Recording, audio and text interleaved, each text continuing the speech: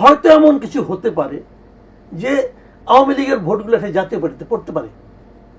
যদি পড়ে, এতদিন ধরে যে অঙ্ক করতেছিলাম যে হয় ফার্স্ট নাহলে সেকেন্ড, ওটা তো আর থাকে না।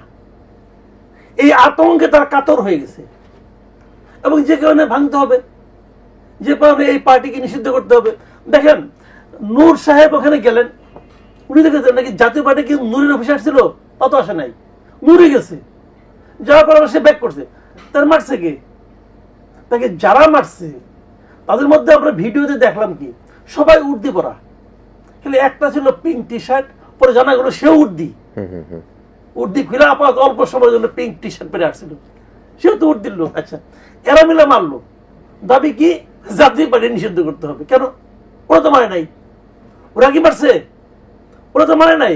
ওরা কি মারার মতো অবস্থায় আছে রে ভাই? জাতীয় পার্টি বাংলাদেশে মারার মতো অবস্থায় আছে?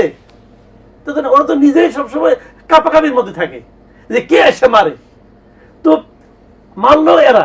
যদি আপনি নিষিদ্ধ চাইতে হয় তাহলে উর্দিকে বলেন যে উর্দি নিষিদ্ধ করতে হবে, উর্দি আমার মারে কে? তা তো করেন না, জান ওই মরারে মারার জন্য। কিন্তু ওই মরা যে আসলে মরা না, এটা তারা বুঝতে পারছে। তাহলে এর পেছনে মূল কারণটা কি? মূল কারণটা হলো যে আপনি আওয়ামী লীগকে নির্বাচনে বাইরে রাখতেছেন নানা ক্যারিকেচার করে। এই যে নানা ক্যারিকেচার করে আওয়ামী লীগ, দেখেন আওয়ামী লীগ এমন আমরা দেখছি কি, আওয়ামী লীগ এমন দেখছি বিএনপি কোনো বিরোধী দলের মধ্যে নাই। বিএনপি তো ইলেকশন করে না, প্রধান বিরোধী দল জাতীয় পার্টি। আওয়ামী লীগের শেখ হাসিনা থেকে শুরু করে এমন কোন বড় নেতা, শীর্ষস্থানের নেতা ছিল না যারা 10 মিনিটে একটা ভাষণ দিত কিন্তু সেখানে বিএনপির নাম 10 বার উচ্চারণ না করতো। বিএনপি না থাকেও ছিল, ঠিক কিনা? আওয়ামী লীগ বিএনপি মানে ইয়ে ছিল না, সংসদে ছিল না, অমুক না, তোমার কোথাও তারা নাই, কিন্তু তারাই ছিল ওদের মনে, সারাক্ষণ তারা বিএনপি নিয়ে জব্দ আর কি। এখনো ঠিক একই হয়েছে। আওয়ামী লীগ নাই কিন্তু নো হয়। এবং আওয়ামী লীগের পলিটিক্সে কিন্তু মোটামুটি আপনার স্থগিত, তারা পলিটিক্সও করতে পারবে না। কিন্তু আওয়ামী ভয় এদের কাউকে ছাড়ছে না। এটা হলো বাস্তবতা। এই বাস্তবতাটা হয়েছে কেন? যে দুইটা জিনিসই এদেরকে আপনি নাই যে করছেন, আগের বারও নাই করছেন গাইড জোরে, এবারও নাই করছেন গাইড জোরে। জনগণের যে পালস, সেই পালসের সঙ্গে আপনার এই সিদ্ধান্তের কোনো মিল নাই। আপনার একটা কালো আইন দিয়ে, একটা নির্বাহী আদেশে আওয়ামী লীগের রাজনীতিকে নিষিদ্ধ করছেন। এটা জনগণের পালস দেয় দেশের। আপনি যদি এটা জনগণের উপর ছেড়ে দিতেন তাহলে ভালো। ছোড়েন, আমরা ছোটবেলায় আপনাকে বড় হয়ে দেখি টিভিতে রেসলিং হয়, তো আমি একসময় খুব দেখতাম। আমার তখন বাচ্চা মেয়ে তখন ছোট ছিল, ওকে নিয়ে দেখতাম। এবং একটু পরেই আমরা দুইজনই একমত হইতাম যে আমরা কার পক্ষে নেব। যে রেসলারটা শুরুর দিকে মার খাত খুব প্রচন্ড, আমরা তার পক্ষে মানে যাইতাম এবং আমরা আশা করতাম যে ওই যে মার খাইছে সে জিতুক। এটা হলো হিউম্যান নেচার, মানে সে উঠে দাঁড়াকাবার। এটা হিউম্যান নেচার। যাকে আপনি টর্চার করবেন, অত্যাচার করবেন, আপনি যাকে ঠেলবেন, ঠেলতে ঠেলতে দেয়ালের কাছে নিয়ে যাবেন, দেখবেন যে পাবলিক তার পক্ষে চলে যাচ্ছে। যদি এই ঠেলাটা, এই অত্যাচারটা যদি তারা মনে করে যে এটা হলো অনৈতিক অথবা গাইড জোরে করতেছেন, তখন তারা তার পক্ষে যাবে। এটা স্বাভাবিক, এটা হিউম্যান নেচার। জাতীয় পার্টিকে আপনি এখন যে ঠেলতেছেন, জাতীয় পার্টির লাভ হচ্ছে। আওয়ামী লীগ আমলে বিএনপি আওয়ামী লীগ ঠেলছে, আওয়ামী লীগ আমলে জামাতকে তো ঠেলতে ঠেলতে পারলে সাগরে ফেলাই দেয়।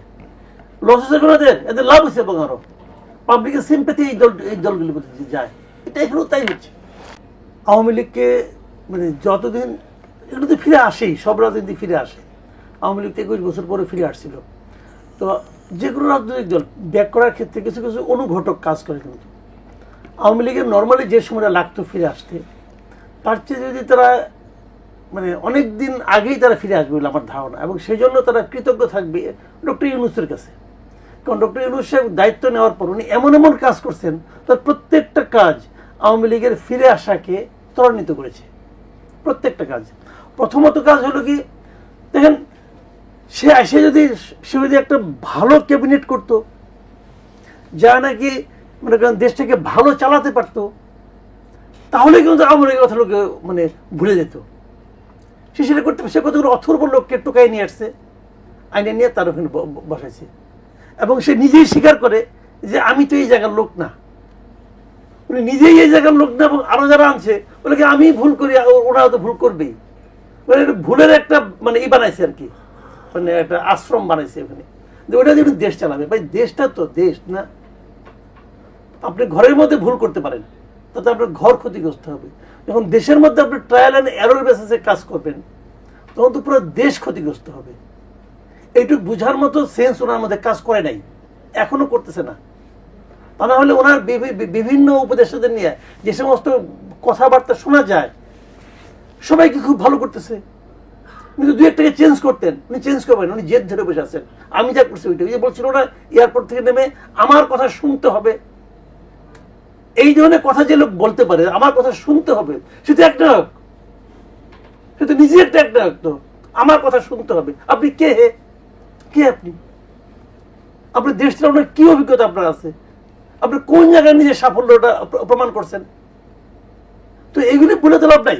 তো এখন সে দীপু ভাই যে কথা বললেন, মুস্তফা ভাই যে কথাটা বললেন, খুব ইম্পর্টেন্ট কথা, যে আওয়ামী লীগকে যদি আপনি শেষ করতে চান, আওয়ামী লীগকে যদি আপনি নিঃশেষ করতে চান, আওয়ামী লীগকে যদি বলতে চান যে এর আসবে, তাহলে আওয়ামী লীগকে পরাস্ত করতে হবে তার রাজনীতি দিয়ে।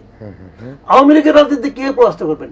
আওয়ামী লীগের চেয়ে বেটার রাজনীতি আপনাকে নিয়ে আসতে হবে। কে আনবে? কে আনবে? জামাত আনতে পারতেছে? জামাত কি করতেছে আমরা দেখতেছি, এনসিপি কি করতেছে এটা আমরা দেখতেছি। একমাত্র আশা ছিল বিএনপি নিয়ে। আমি বিএনপি আজকে একটা ঘটনা বলি। আজকে এই যে সালাউদ্দিন আহমেদ সাহেব, উনি তো বিএনপির এই মুহূর্তে ভার্চুয়ালি অনেক বড় নেতা, তারেক সাহেবের পরেই তো ওনাকে বিবেচনা করা হয়। উনি আজকে একটা মিটিংয়ে ছিলেন জাতীয়তাবাদী কর আইনজীবী ফোরামের, ওখানে উনি কিছু কথা বলছেন, আমি সিম্পলি আপনাকে একটু পড়ে শোনাই। উনি বলেছেন যে আওয়ামী লীগ কর্মীরা এক জায়গায় বলে জয়, দৌড়াতে দৌড়াতে 1.5 মাইল দূরে গিয়ে বলে বাংলা। এই হলো তাদের অবস্থা। আওয়ামী লীগের কর্মীদেরকে উনি এক ধরনের তুচ্ছ তাচ্ছিল্য কিন্তু করতেছেন। আচ্ছা, এটা নিয়ে পরে বলি। তারপরে আবার কি বলছেন, তারা যেন আর দাঁড়াতে না পারে সে রাজনীতি করবে আগামী নেতৃত্ব। কারা দাঁড়াতে পারবে না? এই কর্মীরা। এই কর্মীদেরকে নিঃশেষ করার জন্য কি আপনাকে দায়িত্ব দেওয়া হয়েছে ভাই? বরঞ্চ আপনি এদেরকে আরো উদ্দীপ্ত করবেন, তোমরা ওই রাজনীতি ত্যাগ করো, তোমরা বেটার কোনো রাজনীতি করো। সে রাজনীতি দেখাতে পারছেন? দেখাতে পারেন নাই।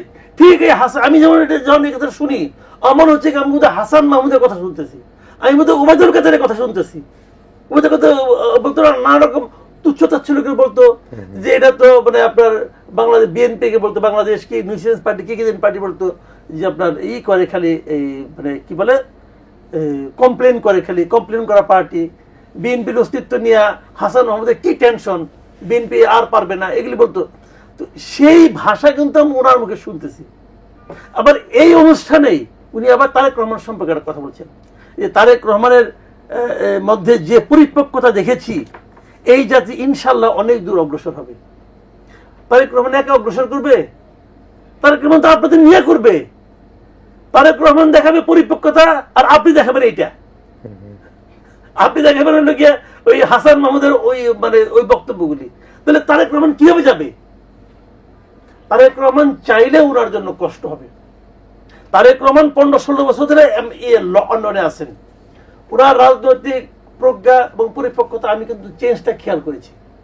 শুরুতে উনি যেভাবে কথাবার্তা বলতেন, এখন কিন্তু সেভাবে কথাবার্তা বলেন না, এবং উনি অনেক পরিপক্ক।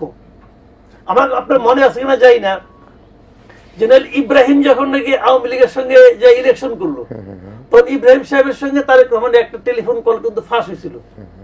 আপনি শুনছিলেন? আমি পুরাটা শুনছি, এবং পুরাটা শুনে আমি একটা পাইলাম না, তারেক রহমানের একটা শব্দ পাই নাই যেটা দিয়ে তাকে ডিফেম করা বলা যায় যে আপনি এটা অপরিপক্ক কাজ করছেন। ঠান্ডা মাথায় ওনাকে সে বোঝানোর চেষ্টা করছেন, এবং যখন উনি যাবেন বলে সিদ্ধান্ত দিয়ে দিলেন, তখনও কিন্তু ওনার উপর খেপেন নাই। এই যে পরিপক্কতা, এই পরিপক্কতা থেকে আমাদের অন্য নেতাদের মধ্যে আছে, দেখতে পাচ্ছেন আপনি? পাচ্ছেন না। তারেক রহমান কেন আসে না সেটা আমি অনেক প্রশ্ন করছি, এবং আমরা এই ক্ষেত্রে সবচেয়ে ভোকাল বোধ আমি, যে কেন উনি আসেন না। আমার মাঝে মাঝে মনে হয় উনি আসেন না ওনার এই সমস্ত নেতাদের কারণে। উনি চিন্তা করেন আমি যখন যাব, তখন আমি যা বলবো এই লোকগুলো কি তা শুনবে? শুনবে না তো। এই লোকগুলো তো সবাই যার যার আলাদা আলাদা পকেট বানিয়ে রাখছে। বিএনপির মধ্যে পকেট কয়টা বলেন আপনি? যখন দেখবেন মির্জা ফখরুল একটা প্রোগ্রাম, এটা আজকে থেকে না, এটা আরো 10 বছর আগে থেকে চলতেছে। যখন মির্জা ফখরুল একটা প্রোগ্রাম রাখে, তখন আমরা তো ছিলাম ভাই টেলিভিশনে, তো উনিও ছিলেন, আমিও ছিলাম, একই জায়গায় ছিলাম। ওই বিএনপি বিট যারা করতো তারা বলতো যে মির্জা ফখরুল যখন একটা প্রোগ্রাম ডাকবে ঠিক একই সময় পার্টি অফিসে আমার রিজভের মধ্যে একে ডাকবে, যাতে নাকি ওখানে যাইতে না পারে। এরকম পকেট আরো এখন বাড়তেছে। সালাউদ্দিন সাহেব আসছে, তো উনি তো পকেট নিয়ে আসছে, তো এইগুলো কিন্তু চলছে। এই পকেটের মধ্যে তারেক সাহেব এসে কি করবে, হাবুডুবু খাবে কিনা আমার একটু সন্দেহ আছে। আবার আরেকটা সমস্যার কথা আমি বলি, উনি যে কোনো অ্যাকশনে যাবেন উনি তাও পারবেন না, সামনে তো ইলেকশন। আপনি মনে করেন এই যে প্রত্যন্ত অঞ্চলে উনি তো বহিষ্কার করেন, বহিষ্কার করার পরেও চাঁদাবাজি থামে না কেন? থামে না, এই সমস্ত পকেটগুলি বলে তোমরা চালাই যাও, আমি তো আছি, পরে তোমাদেরকে আমরা দলে আবার এনে নেবো। এখন উনি তো এটা নিয়ে যন্ত্রণায় আছেন, ওনার হয়তো সে ক্ষমতাও নাই যে উনি যে বলবেন যে এটাকে ধরো মারো, পারবেন না, বড় জোর বহিষ্কার করতে পারবেন। কাজে এইগুলি কিন্তু আমাদের প্রত্যাশাগুলো, আমরা যার দিকে তাকিয়ে আছি তিনি নিজেই বা কতটুকু পারবেন এদেরকে নিয়ে। ওনাকে কিন্তু দলের তারেক রহমান যদি এই বিএনপি নিয়ে অগ্রসর হতে চান, আমার মনে হয় না খুব সহজ হবে, নতুন বিএনপি নিয়ে অগ্রসর হতে হবে। মোসাদ্দেক ভাই, অনেক আলোচনা হলো, আমরা পরিস্থিতি বুঝতে পারলাম এবং শঙ্কার কথাও আমরা জানলাম, আমরা আশাবাদের কথাও শুনলাম, যেটি আপনি বললেন জনাব তারেক রহমান যদি ফিরে আসেন সব কিছু থেকে একটা অবস্থানের মধ্যে পরিবর্তিত অবস্থাতে নিয়ে আসতে পারবেন। এখন শেষ আলোচনায় আসলে এই যে নির্বাচনমুখিতা, মানুষের মধ্যে যে আতঙ্ক, যেটি সেই জায়গাটা, একই সাথে সব দলগুলো একসাথে কাজ করা, সবাই মিলেই তো এই ফ্যাসিস্টকে বিদায় করেছে। আজকে জামায়াতে ইসলামী বলি, গণ অধিকার পরিষদে বলি, বা আমরা যদি এনসিবির তরুণ যারা নেতৃত্বে ছিলেন, যারা ফ্রন্টলাইনে, যারা সবাই মিলে তো বিদায় করেছেন, তাদের মধ্যে এই যে বন্ধন ছিল, যেটি 5ই আগস্টের পরবর্তী অল্প কিছুদিন আমরা দেখতে পেয়েছি, সেই জায়গাটাকে অক্ষুণ্ণ রেখে কীভাবে একটা জাতীয় নির্বাচনের মুখের দিকে আগানো যায়? এটা মানে একটা মাঝামাঝি লাইনে আসতে হবে। সেটা আমি আজকে সালাউদ্দিন আহমেদের একটা প্রস্তাব দেখলাম যে শুধু মানে সংবিধানের সাথে সম্পর্কিত না, এমন কিছু বিষয় আছে যেগুলিতে একমত হয়েছে 70-72টা জিনিস, ওইগুলি অধ্যাদেশ আকারে করতে পারে। তারা বলছে যে এই সংবিধানের আওতায় যেহেতু শপথ হয়েছে, তাহলে বর্তমান সংবিধানটা নেই অনেকে বলছে, সুতরাং নতুন সংবিধান করতে হবে। কিন্তু বলছে যেহেতু এই সংবিধানের আওতায় সব কিছু চলছে, সুতরাং পরবর্তী যদি সংবিধান সম্পর্কিত কিছু করতে হয় তাহলে পরবর্তী সংসদে এটা করতে হবে। এখন যা যা মানে বিষয়ে ঐক্যমত্য হয়েছে সব রাজনৈতিক দল, সেইগুলো মানে অধ্যাদেশ আকারে জারি করা, এবং যেই কমিটমেন্টগুলো রাজনৈতিক অঙ্গীকার আকারে করা ছাড়া আমি তো এই সময় একেবারে মৌলিক পরিবর্তন হবে সেটার আমি তো স্কোপ দেখি না, সেটা তো দরকারও তো নাই। এখন যদি কারোর কোনো বিশেষ কোনো এজেন্ডা থাকে তাহলে ভোটারদের কাছে যাবে। ধরেন সব রাজনৈতিক দলগুলো মিলে যদি একটা সিদ্ধান্ত নেয়, সেখানে মানে সেটা আমাকে যে প্রতিনিধিত্ব করতেছে কিভাবে, সেটার বিপক্ষে তো আমি থাকতে পারি। তাহলে আপনি তো আমার কাছে আসতেছেন না, আপনি যাচ্ছেন হচ্ছে ওই কি বলে ফরেন সার্ভিস একাডেমির ওই কক্ষে যাচ্ছেন, তো সেই কক্ষে তো আমার কোনো অধিকার নেই প্রবেশ করার। আমাকে কে প্রতিনিধিত্ব করতেছে? আমাকে তো কোনো দল প্রতিনিধিত্ব করতেছে না, বা আমি মানছিও না। তাহলে আপনার যদি কোনো এজেন্ডা থাকে তাহলে আপনি আমার কাছে আসেন, আমার ভোট নিয়ে আপনি সেটা বাস্তবায়ন করেন। এখন আপনি সব কিছু আপনার মতন করে আপনি তারপরে কিসের নির্বাচন করবেন? আপনার তাহলে এজেন্ডা কী থাকবে? এই বিষয়গুলো নিয়ে একটা মাঝামাঝি লাইনে আসতে হবে। যেমন পিআর নিয়ে একটা আছে, আমি এখনও মনে করি যে নিম্ন কক্ষ ঠিক আছে, আসন ভিত্তিক হওয়া উচিত, উচ্চ কক্ষের ব্যাপারে পিআরটা হইতে পারে। এটা বিএনপি ছাড় দিলে খুব একটা ক্ষতি হবে না, বরং সবার অংশগ্রহণটা সেখানে থাকবে, সেই ভিত্তিতে একটা কনসিডার করা যেতে পারে। এটা তেমন কোনো সংবিধানকে খুব স্পর্শ করবে, আঘাত করবে, মূল থিমটা নষ্ট করবে, আমার মনে হয় সেটা হবে না। এরকম একটা প্লাস মাইনাস করতে হবে, নতুবা যদি এই বিরোধগুলোকে আপনি মানে আগাইতে থাকেন তাহলে আরও অনিশ্চয়তা হবে, কারণ একটা বিশৃঙ্খল অবস্থা হবে। আমরা যেটা অন্তর্বর্তী সরকার নিয়ে যে এই সমালোচনাটা মাসুদ কামাল করলেন, এখানে এই ধরনের কমেন্ট সাধারণত হয় 3 মাসের জন্য। ধরেন কেয়ারটেকার গভর্নমেন্ট যদি হতো বা তত্ত্বাবধায়ক সরকার, তাহলে এই ধরনের সুশীল সমাজের লোকদেরকে নিয়ে 3 মাসের মধ্যে ঝটপট একটা ইলেকশন করে ফেলা। কিন্তু এটা নিয়ে তো 2 বছর 3 বছর চলা যায় না, বাস্তবে সম্ভব না। এবং চলতে যেই তো এই সংকটগুলি হচ্ছে, বহু উপদেষ্টা হয়তো ঢাকার বাইরে এখনো যাইতেই পারেননি, কিন্তু এমন কোনো মন্ত্রী থাকে যে ঢাকার বাইরে যান না, সবাই দৌড়ান, তাই না? কারণ ওনাদের তো আর নির্বাচনী এলাকা নেই, ওনারা যাওয়ার প্রয়োজনও মনে করেন না, ঢাকায় বসে ওনারা কাজ সারেন।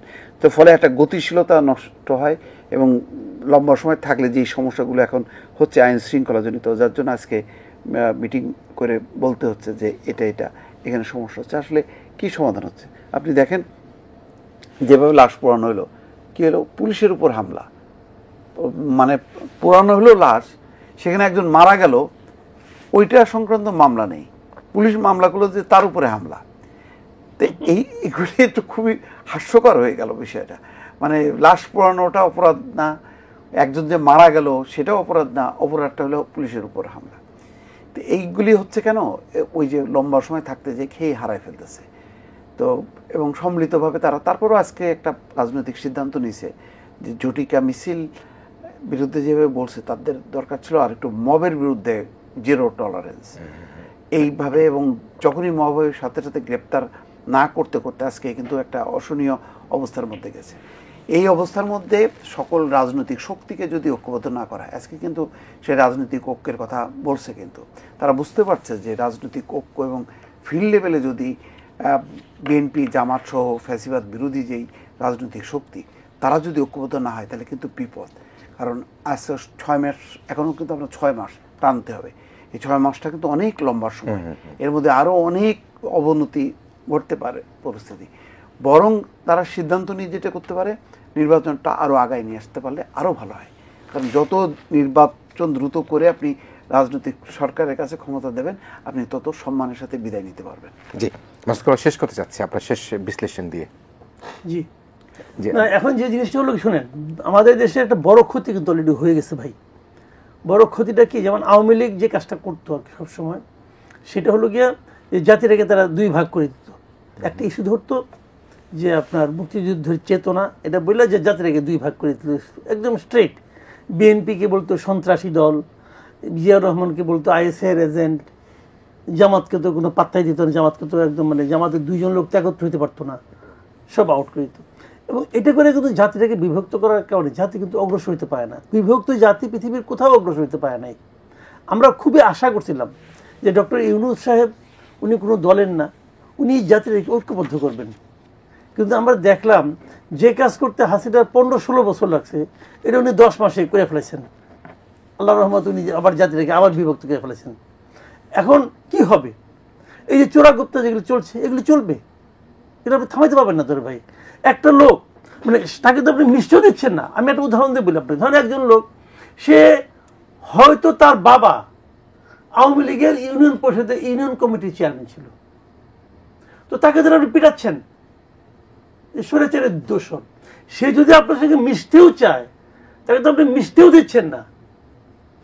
যদি মিশতে না দেন, তাহলে আপনি জাতিটাকে ঐক্যবদ্ধ কেমন করে করবেন না ভাই? ওই লোকটা বাদ দিয়ে করবেন, ওই লোকটাকে নিয়ে আপনি বঙ্গোপসাগরে ফেলাই দেবেন, তো কেমনে হবে? তো আমার কথা হলো কি, আপনাদের সেই জায়গাটা দেন, সেই স্পেসটা তো আপনি দিবেন, দেওয়া হয়নি। কারণ যতদিন মব চলবে ততদিন এটা আপনি পারবেন না করতে। কারণ মবকে তো আপনি এনকারেজ করতেছেন।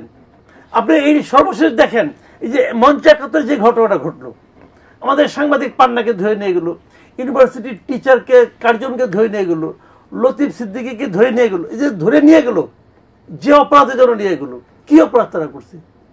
পান্না ওখানে একটা শব্দ উচ্চারণ করছে, লতিফ সিদ্দিকী ওখানে একটা শব্দ উচ্চারণ করছে, একটা সিঙ্গেল ওয়ার্ড।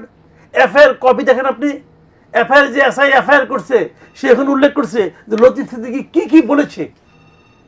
লতিফ সিদ্দিকী সেখানে যে মাইক পাই নাই হাতে, তার আগে উনি কি বলতে পারতো, ওনার আত্মার মধ্যে ঢুইকা আমাদের সাব ইন্সপেক্টর সাহেব বুঝে ফেলেছে উনি কি কি বলতে পারতো, সেগুলো লিখে দিতে, তার মধ্যে উচ্চারণ করে দিছে, এবং তার উপর নির্ভর করে ওনার জামিন হয় না। তো কোথায় বিচার বিভাগ, কোথায় আইন প্রশাসন, কোথায় কি? তাহলে এর সঙ্গে আপনার আওয়ামী লীগের মানে পার্থক্যটা কি বলো, আমার বুঝান আপনি। তারাও জাতিটাকে ভাগ করছে, এরাও জাতিটাকে ভাগ করতেছে। মুক্তিযুদ্ধের কথা বললে আওয়ামী লীগ, যে কথা আওয়ামী লীগ আগে বলতো, যে আওয়ামী লীগ মুক্তিযুদ্ধটাকে তার ইজারা করে নিয়েছিল, এখন এরাই কিন্তু প্রমাণ করতেছে যে ঘটনা সত্য, মুক্তিযুদ্ধ আসলে আওয়ামী লীগেরই, আর কেউ করে নাই। এতে ভাবতে কেমন তাই মনে হচ্ছে। তো এইগুলি করে কেন? আমার কথা হলো কি ভাই, আমি আওয়ামী লীগ বিএনপি বুঝি না, আমার কথা হলো জাতি তো আমরা একটা, এই জাতিটাকে আর ভাগ করেন না, ঘরের মধ্যে ঘর বানায়েন না। জি নিশ্চয়ই।